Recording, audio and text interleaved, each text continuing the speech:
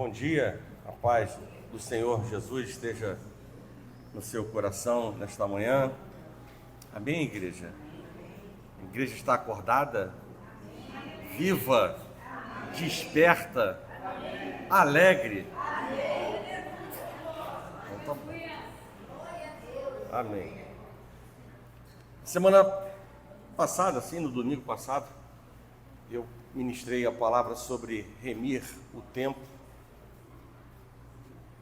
No culto da virada, eu falei sobre a importância de vivermos debaixo da gratidão e da confiança, da esperança em Deus e, portanto, viver uma vida de ações de graças e, ao mesmo tempo, de fé. E nessa manhã eu quero complementar esse combo de início de ano, mensagens importantes, mas eu diria que muito mais do que importante para o início do ano, seriam para uma visão maior para a nossa própria vida. Eu quero destacar ou reforçar a importância dos nossos posicionamentos, dos nossos, sobretudo, corretos posicionamentos, porque mesmo debaixo da nova aliança, mesmo diante ou estarmos debaixo da nova aliança, não há uma dissociação com a lei da semeadura. O que se planta, se colhe. Ou seja, se eu planto nada, eu não tenho como colher a 100, a 60 e a 30 por um. Se eu colho reprovação, eu não tenho como colher a aprovação de Deus. Se eu colho imoralidade, superficialidade, eu não vou colher intimidade com Deus. Sim ou não? Sim. Então é importante a gente não dissociar, porque ainda que estejamos debaixo da nova aliança, a nova aliança exige de nós compromisso, responsabilidade, sacrifícios, não mais sacrifícios de animais mortos, mas sim como sacrifício vivo, santo e agradável aos olhos, aos ouvidos e ao coração do nosso Deus.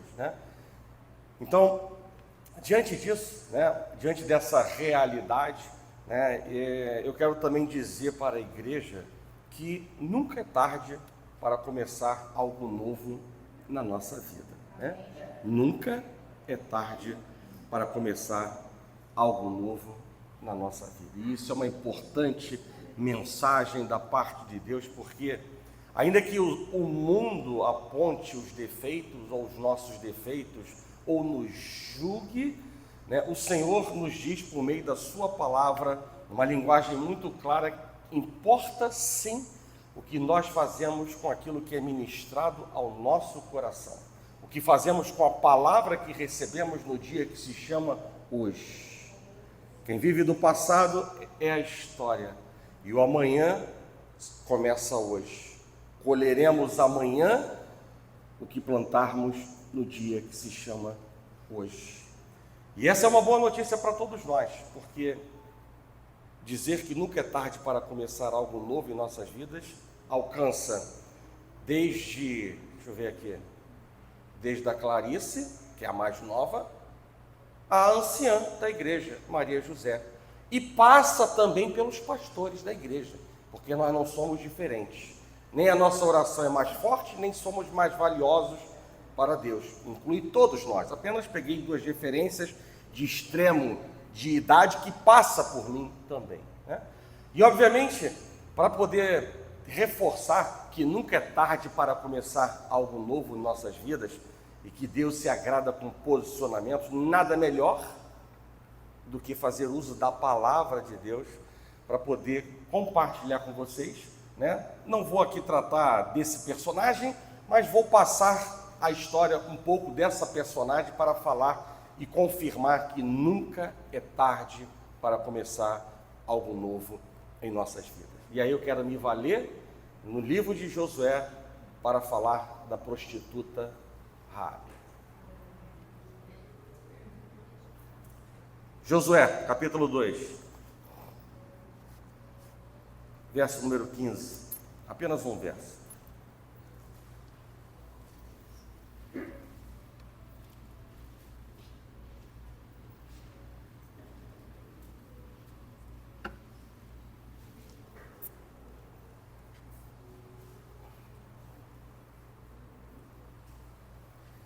Josué capítulo 2, verso número 15, diz assim: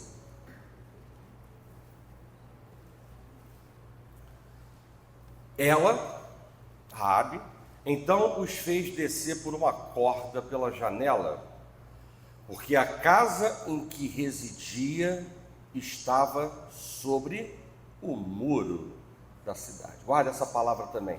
Estamos falando de Raabe, estamos falando, e aqui no finalzinho, uma palavra importante dentro do contexto dessa mensagem de manhã: muro. Muro. Feche os seus olhos. Senhor Deus e nosso Pai, graças te damos, Pai, nessa manhã pela oportunidade de estar na sua casa, na sua presença, e por aquilo que o Senhor já faz em nossas vidas, pelo seu agir em nossos corações, nas nossas mentes, trazendo, Deus, refrigério, trazendo alegria, trazendo quebrantamento. E queremos, Pai, continuar te dando liberdade, como foi dito nessa manhã. Queremos verdadeiramente nos achegar a Ti, para que o Senhor se achegue, Deus, a nós, porque nós precisamos de Ti. Nada somos sem o Senhor. Por isso, Pai, encontra os nossos corações como portas abertas nessa manhã. Perdoa os nossos pecados, transgressões e iniquidades, conscientes e inconscientes, para que a Tua mensagem, Deus, seja profunda e traga, Deus, frutos de arrependimento, de justiça, ou a confirmação de posicionamentos que somos chamados a viver e a fazer como testemunhas de Cristo Jesus. E nós declaramos, ó Pai, que o inimigo não tem poder, legitimidade e autoridade para atrapalhar, confundir, restringir aquilo que o Senhor tem para fazer, Deus, nessa manhã em nossas vidas. E eu creio na Tua palavra que diz que ela não voltará vazia para a sala do trono da Tua graça, sem que o Senhor cumpra o propósito para o qual o Senhor designou nessa manhã fazer, operar, estabelecer, ministrar em nossas vidas, Pai. Trabalha, tenha liberdade para trabalhar em nosso meio e nos fazer, Deus, crescer e avançar, e ao mesmo tempo nos diminuir de nós mesmos, para que o Senhor sim cresça em nós. Assim, Deus, nós oramos. E nós agradecemos, Pai, já por tudo, em nome de Jesus. Amém. Podem sentar. Bem, como eu disse, eu quero nessa manhã falar sobre, ou reforçar, a importância de posicionamentos.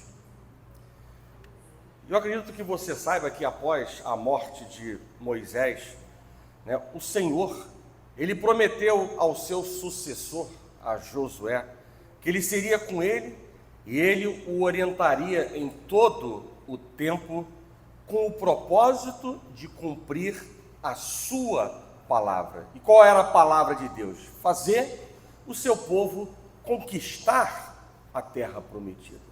E Deus não é homem para mentir, e nem filho de homem para se arrepender do que Ele declara para as nossas vidas. Se Deus falou, Deus vai cumprir.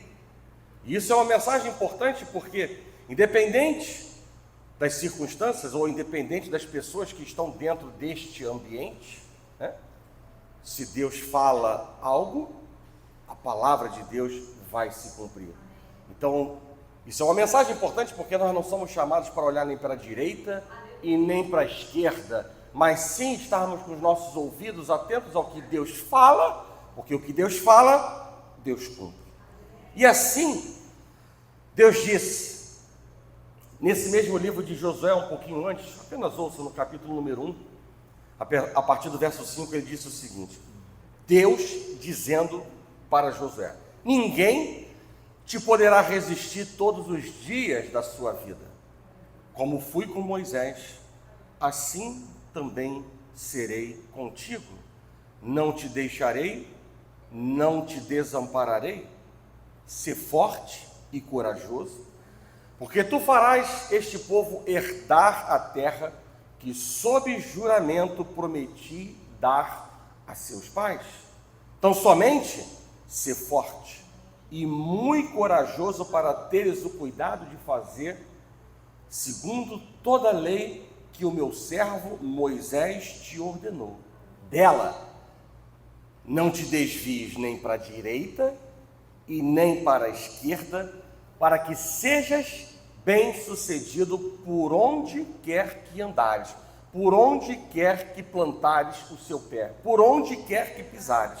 E ele complementa Deus dizendo o seguinte: não cesses de falar deste livro da lei. E é o que nós fazemos neste culto. Não cessamos de falar em abundância do livro da lei. Antes, medita nele dia e noite, para que tenhas cuidado de fazer segundo tudo quanto nele está escrito. E aí diz assim: então farás prosperar o teu caminho e será bem sucedido. Ou seja, Deus ele estabelece uma condição, mas Deus revela uma palavra, uma promessa para os seus filhos. Deus ele exorta Josué a alguns posicionamentos, e como a gente acabou de escutar, entre eles, ser forte, ser corajoso, não se desviar da palavra, meditar na palavra diariamente, e a consequência disso, que continua sendo a mesma nos dias de hoje, é viver um caminho de prosperidade, sendo bem-sucedido em tudo aquilo que fizer. Então, nem a Bíblia é um livro de história e nem eu sou um contador de história. Se a palavra de Deus diz o que foi feito, e a virtude é para ser replicada e vivida em nossas vidas, porque o que aconteceu com Josué e com outros personagens na Bíblia irá também acontecer conosco. Amém? Assim, a palavra de Deus nos mostra que Josué, ele enviou secretamente 2 homens para espiar a terra de Jericó. Eles foram e eles se abrigaram na casa de quem? Da prostituta Raabe. E quando lá estavam, deram notícia ao rei de Jericó acerca de que esses homens estavam fazendo. E o rei de Jericó, ele mandou dizer a Raabe para entregá-los a ele. Raabe reconheceu que eles de fato a tinham visitado nesse aspecto. Porém, ela disse que não sabia a procedência deles. Disse ainda que depois de ter fechado a porta, já sendo noite, aqueles homens saíram e ela não sabia para onde eles tinham ido. Mas na verdade, ela disse isso para despistar os servos do rei de Jericó, porque os tinha, na verdade, escondido entre as canas do linho que puseram em ordem sobre o eirado.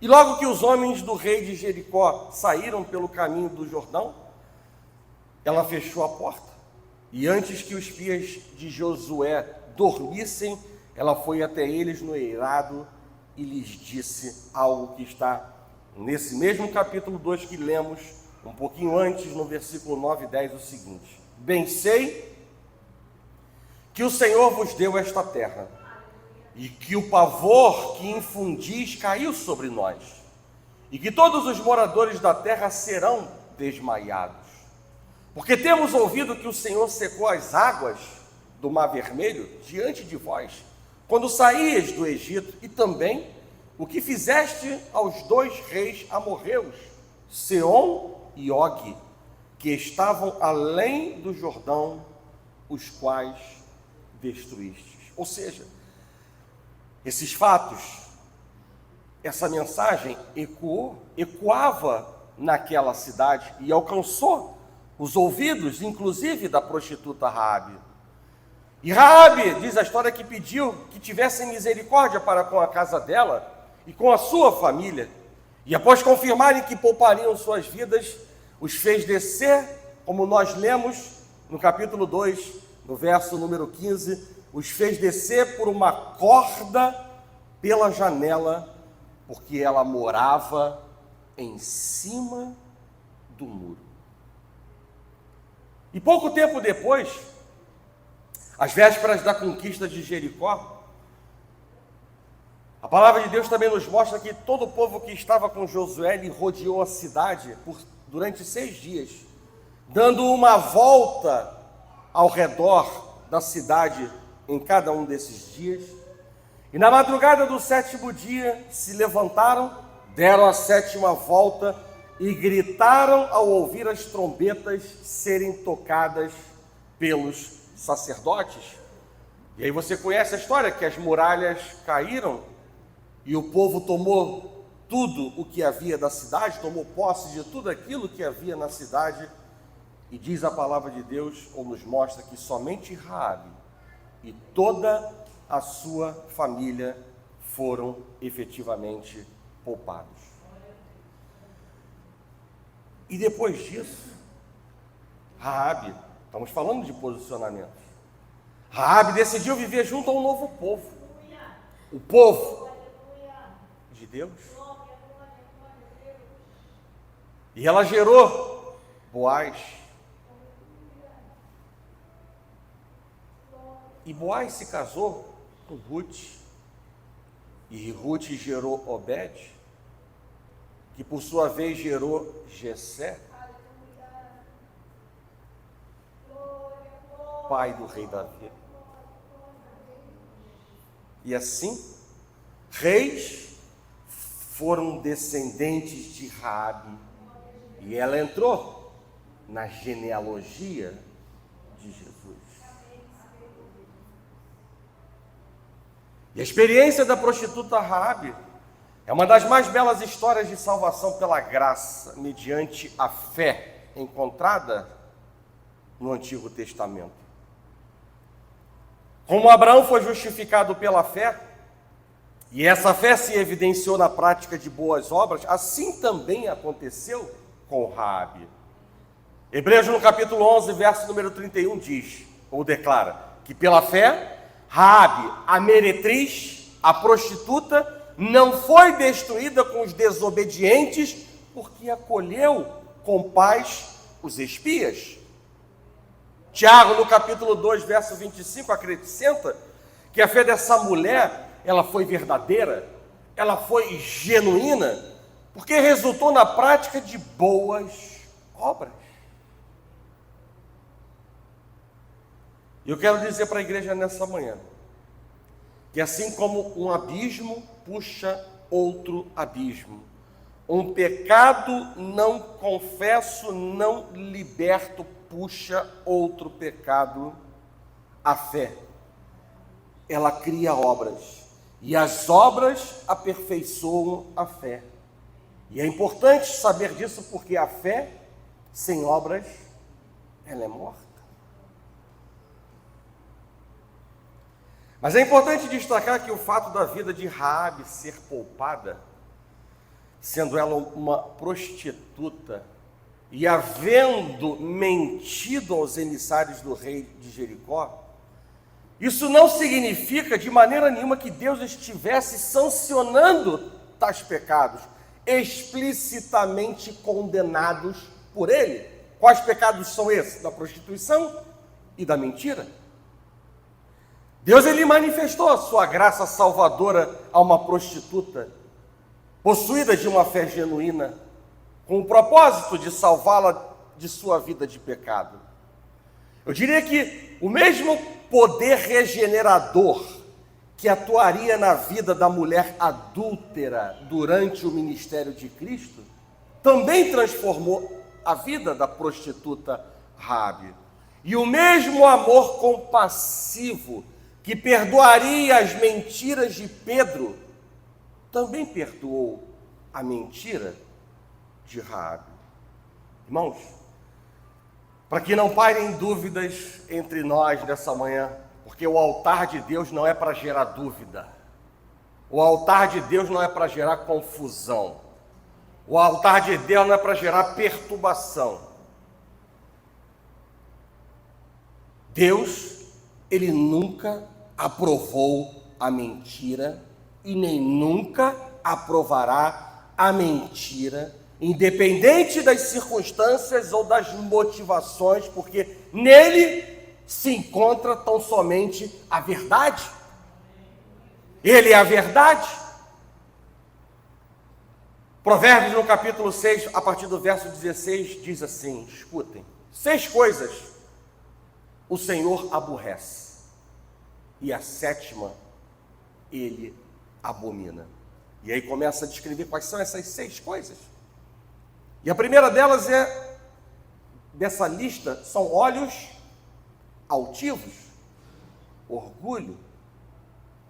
A palavra de Deus diz que Deus se aborrece. A segunda coisa, ou segundo item dessa lista, acreditem, está aqui, está escrito: língua mentirosa. Deus não se agrada da mentira.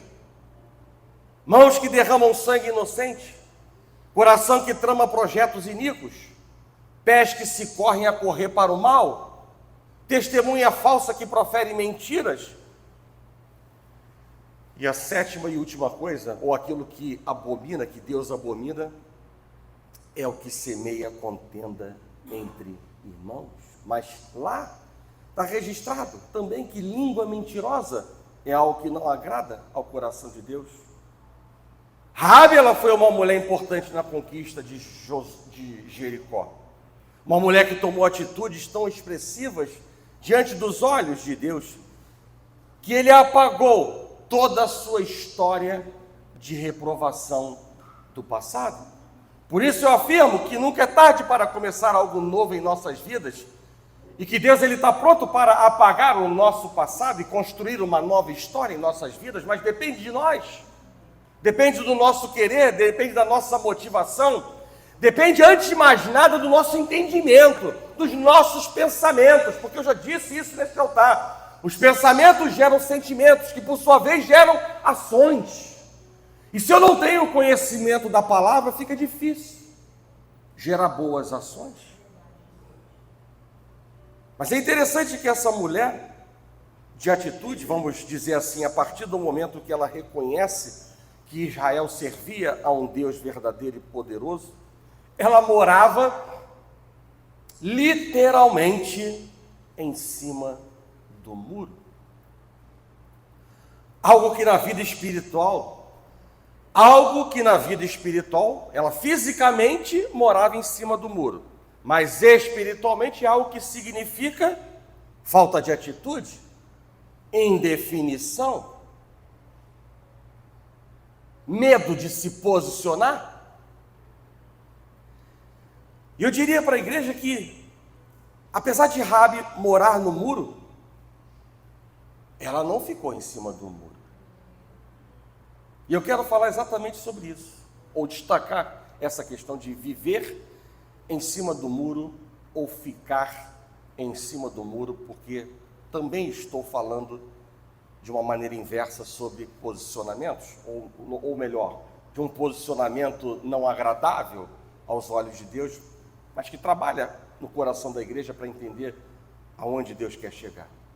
E nós estamos diante de um tempo de posicionamentos, não somente por conta da palavra profética de crescimento da igreja.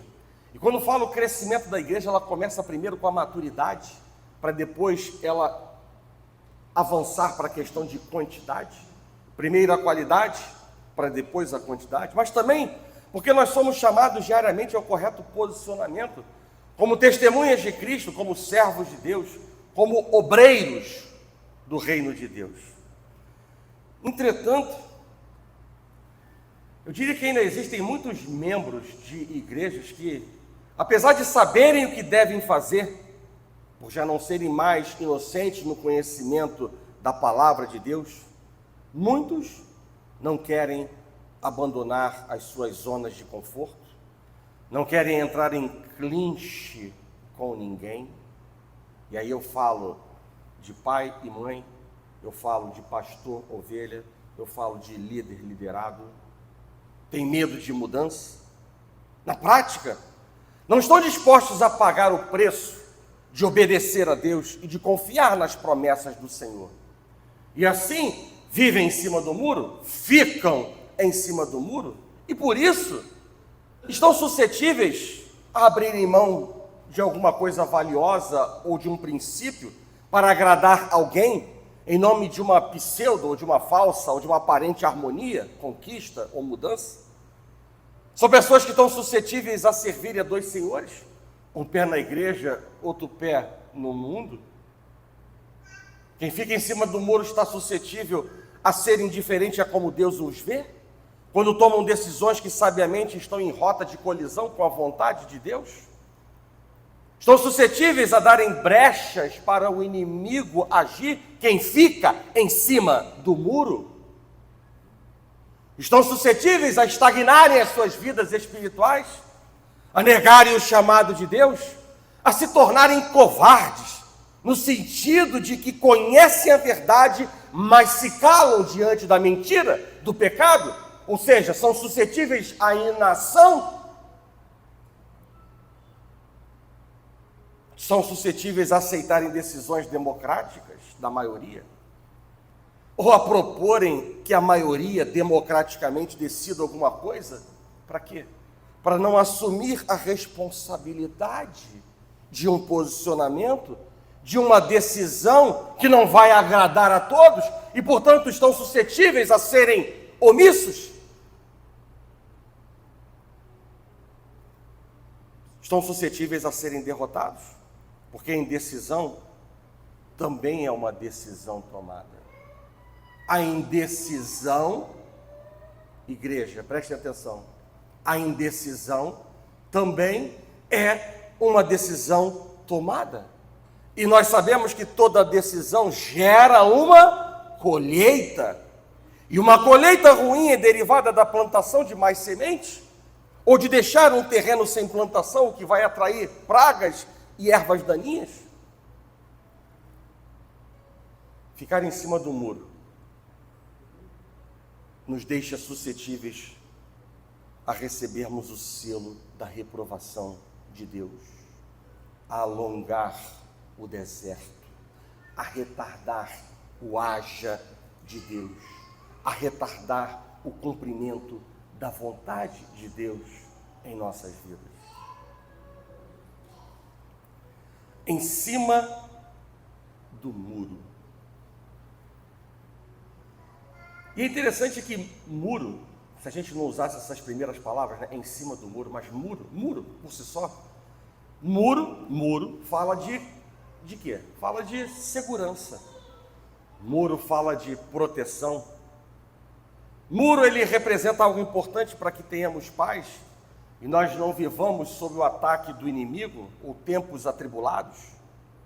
Muro representa os princípios divinos para a nossa vida, resumidos por Jesus em 2 grandes mandamentos. Amarás o Senhor teu Deus de todo o coração, de toda a tua alma e de todo o teu entendimento, assim como amarás o teu próximo como a ti mesmo. Muro significa algo importante para a nossa carreira espiritual, porque, a grosso modo, separa de um lado o que é reprovado e do outro lado o que é reprovado. De um lado o que é aprovado, do outro lado o que é reprovado. De um lado o que está sobre os cuidados de Deus, do outro lado o que está sobre os cuidados do homem, aonde está Deus e aonde estão os prazeres do mundo. De um lado aonde gera segurança, proteção e paz, e do outro lado o que gera ou aonde gera insegurança, desamparo e tribulações. O muro, ele faz separação entre esses dois mundos. Mas a despeito da relevância dos muros para as nossas vidas, Deus não nos chama a viver e a ficar em cima do muro, porque simplesmente a palavra de Deus nos mostra que não existe um caminho do meio. No mundo espiritual, nunca há meio termo. Sempre nós temos um posicionamento claro. Bodes ou ovelhas, luz ou trevas, bem ou mal, filhos ou criaturas, porta larga, porta estreita, caminho largo, caminho estreito, céu ou inferno, Deus, Satanás. Não há meio termo, não há uma coluna do meio. E eu complemento dizendo que nós não podemos dizer que o ponto intermediário ou o caminho do meio entre a obediência e a desobediência seja a obediência parcial. Não é.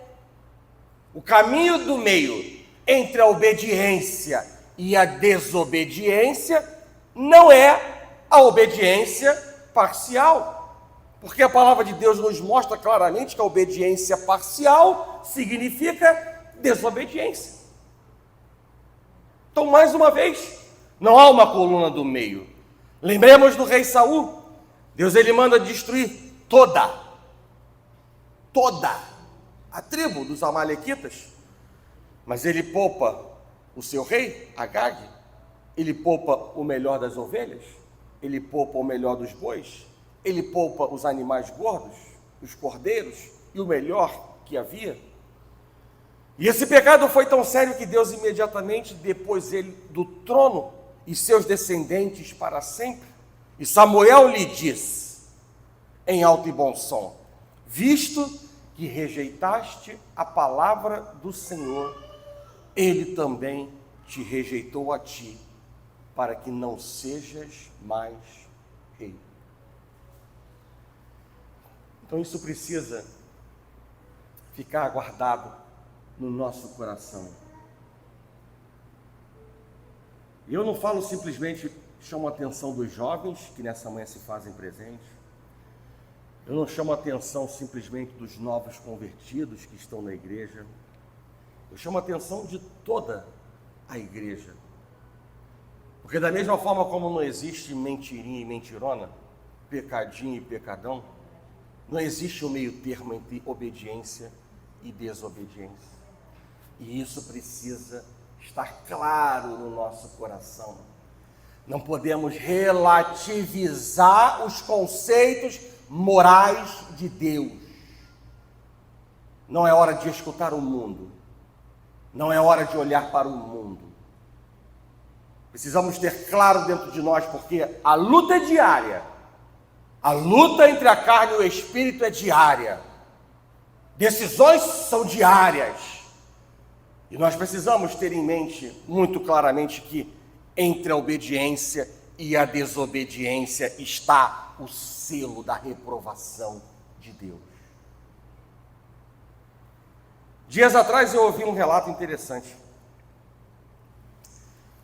Um rapaz em seu sonho, ele estava no alto de um muro, e de um lado ele via Deus e uma multidão gritando para que ele saísse do muro e se juntasse a eles pessoas do bem. Vamos dizer que esse era o lado da direita. O lado da esquerda, o rapaz olhando para o outro lado, ele observou que o diabo e os seus companheiros estavam tranquilos. E eles não se preocupavam em tentar convencê-lo para uma adesão ao lado do mal. De um lado, um clamor para que descesse. Do outro lado, um silêncio sepulcral. E intrigado, ele perguntou ao inimigo: você não quer tentar me conquistar para o seu time? E a resposta que ele ouviu foi assustadora. Ele ouviu o seguinte: eu não me preocupo em tentar te convencer e vir para o meu lado, porque o muro é meu.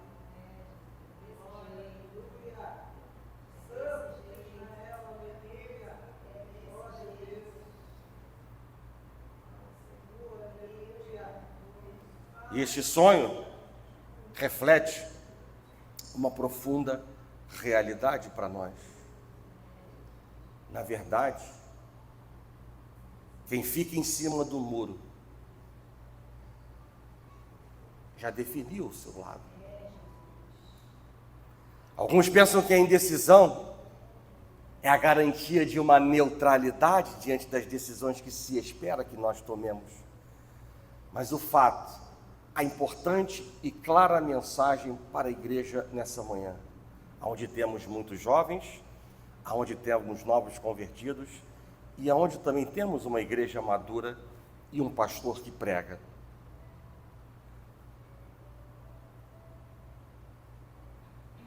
O fato é que quando nós adiamos as nossas decisões, nós optamos por permanecer aonde nós nos encontramos. Quando adiamos as decisões que somos chamados a fazer. E quando somos chamados a fazer? Quando nós estamos diante de Deus e Deus fala a sua palavra. E há um conflito entre a vontade de Deus e o que eu estou fazendo na minha vida. Então esse, eu diria que é um chamado de Deus à correção.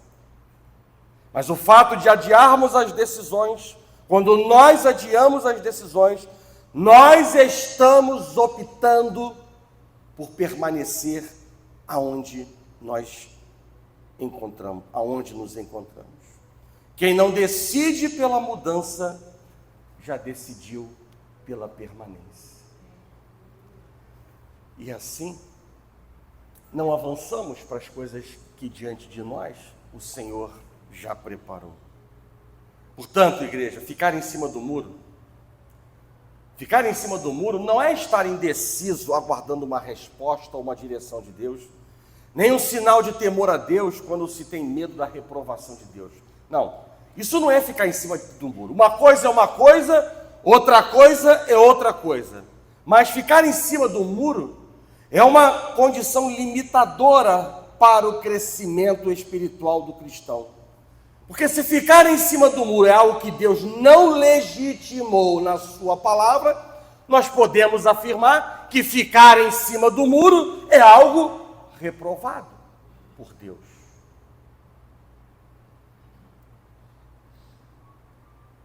Ficar em cima do muro, eu vou reforçar, não é estar aguardando a resposta de Deus. Ficar em cima do muro não é sinal de temor a Deus quando se tem medo da reprovação dele. Não é isso. Há tempo para tudo. E ele é Deus e nós somos servos. E cabe a nós sim esperar. Mas esperar não é ficar em cima do muro. São duas coisas distintas. E eu diria para você que se você ainda está na dúvida se de fato isso que eu estou falando procede, ou seja, que é reprovado por Deus, eu quero fazer aquele teste baseado em 4 sábios questionamentos que buscam identificar o que é bom para mim e o que é aprovado por Deus. Nós estamos iniciando um novo ano e é bom relembrar mensagens, eu diria que têm impacto sobre as nossas vidas nos 365 dias do ano. Eu garanto à igreja que eu não falarei mais sobre esses 4 questionamentos nesse mês, e se assim Deus quiser. Mas esses 4 questionamentos, eles são importantes para a nossa vida ao longo do ano, porque, volto a dizer, neste culto e dentro dessa igreja temos jovens, temos novos convertidos e temos outros que ainda não conhecem toda a palavra de Deus, e temos outros que, apesar de conhecerem a palavra de Deus, precisam estar vigilantes também. Aquele que está de pé, cuide para que não caia. Então essa palavra vale para mim também. E esses 4 questionamentos são quais mesmos?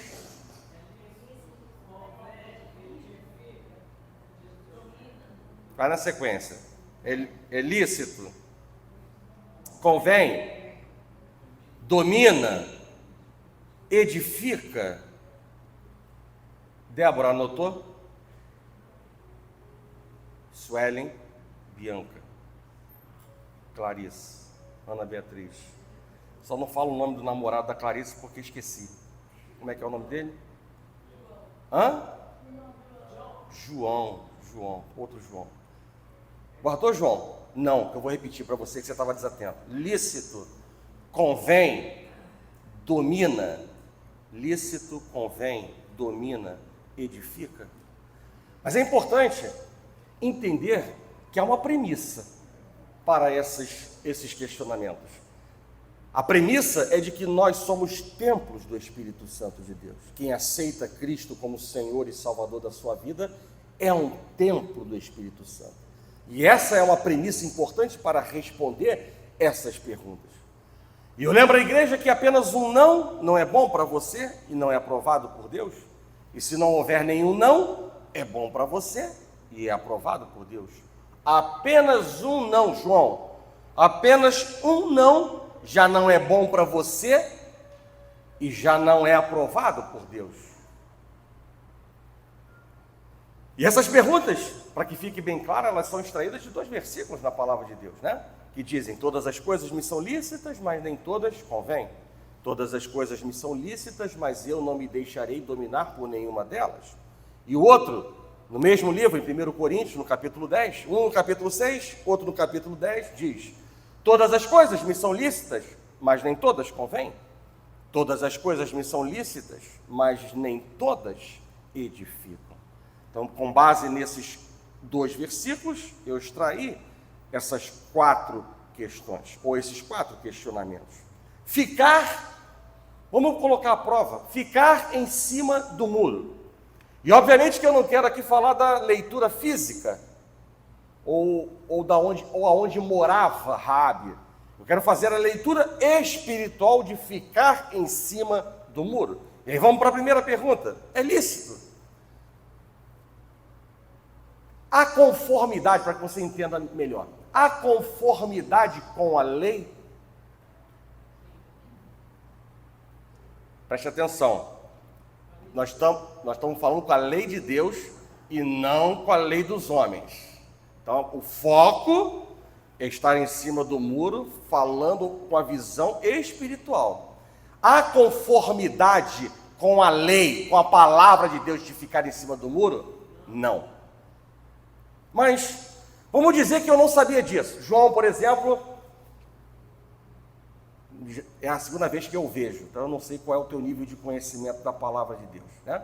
Mas isso pouco importa. O que importa é onde você está. Porque no mundo você não vai aprender nada que é bom, mas dentro da casa de Deus você vai aprender aquilo que edifica e muda a tua história de vida. Amém?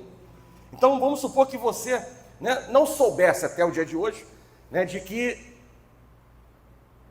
ficar em cima do muro é algo ilícito, ou seja, é algo que não tem conformidade com a palavra. Por quê? Se a gente pensar de uma leitura física, né, e eu tenho um muro, por exemplo, na minha casa, eu sou o proprietário, e eu decido ficar em cima do muro, é lícito ou não é?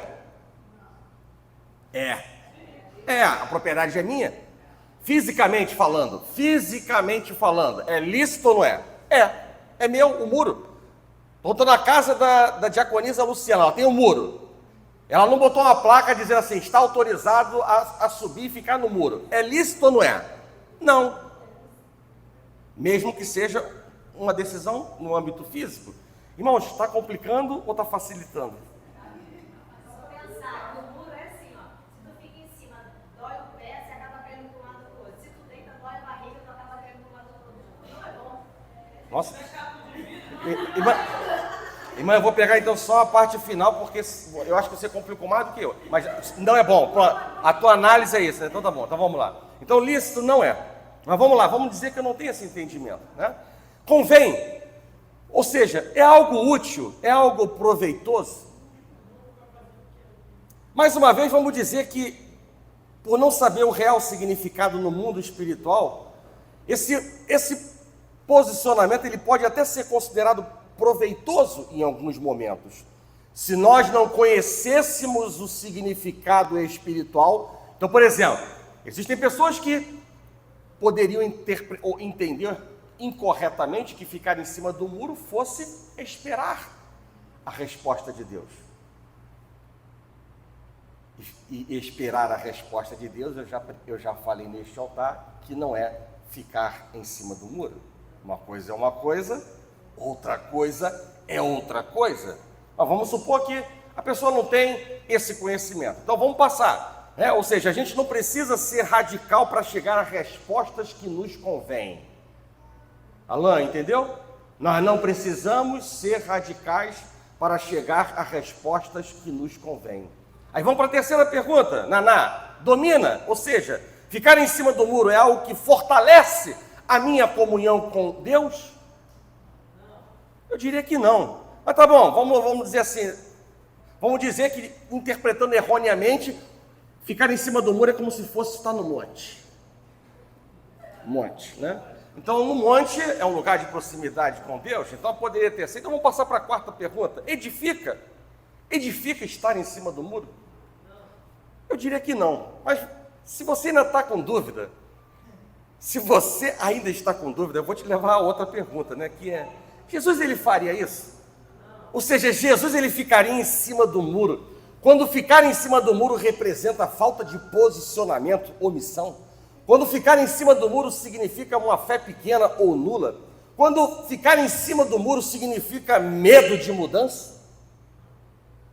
Tiago diz no capítulo 4, verso 17 o seguinte: portanto, aquele que sabe que deve fazer o bem e não o faz, nisso está pecando. Logo, se Jesus ele não aprova o pecado, eu diria que Jesus ele não ficaria em cima do muro. E o Senhor ele te diz nessa manhã as mesmas palavras que ele ministrou na vida de Josué diante de um grande desafio que ele tinha pela frente e que nós também temos. E qual é o nosso grande desafio de vida? Estarmos permanentemente aprovados por Deus diante das decisões que nós somos chamados a tomar diariamente, como filhos de Deus, como obreiros de Deus, como testemunhas do Senhor, como pais, como mães. E diz o Senhor: então somente ser forte e muito corajoso para teres o cuidado de fazer tudo segundo a minha palavra. Dela não te desvies, nem para a direita, nem para a esquerda. Medita nela dia e noite, para que faças prosperar o teu caminho e sejas bem-sucedido por onde quer que andares. O que Deus está nos dizendo nessa manhã: seja forte e corajoso. Seja forte e corajosa para declarar, mais do que isso, para viver posicionamentos que agradam a Deus, alinhados à vontade de Deus. Não para a direita e nem para a esquerda. E posicionamentos esses que não te deixarão em cima do muro, exatamente como fizeram Josué, quando ele declara: eu e a minha casa serviremos ao Senhor. Como Elias, diante do povo de Israel, ele disse: até quando cocheareis entre dois pensamentos? Até quando estarão se posicionando entre dois caminhos? Como Davi, diante de Golias, e ele declara em alto e bom som: tu vens contra mim com lança, espada e escudo, eu porém vou contra ti em nome do Senhor dos exércitos, o Deus dos exércitos de Israel. Como Paulo, que disse: se agradasse ainda a homens, não seria servo de Cristo. Ou ainda, como o posicionamento de Jesus, quando ele disse assim: seja porém a tua palavra sim, sim, não, não. Aleluia. E eu fecho essa palavra dizendo para você: não negocie com a carne o que você é chamado a fazer, porque a colheita, ela é consequência da semeadura. O que se planta, se colhe. E um novo tempo exige um novo posicionamento. Um novo tempo exige um novo posicionamento da nossa parte. E qual é a boa notícia? Que está nas tuas mãos a faca e o queijo, para decidir quem você quer ser e o que você quer colher da parte de Deus. Amém? Feche os seus olhos.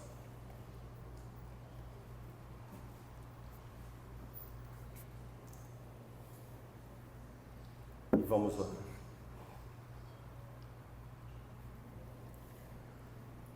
Senhor Deus, o nosso Pai,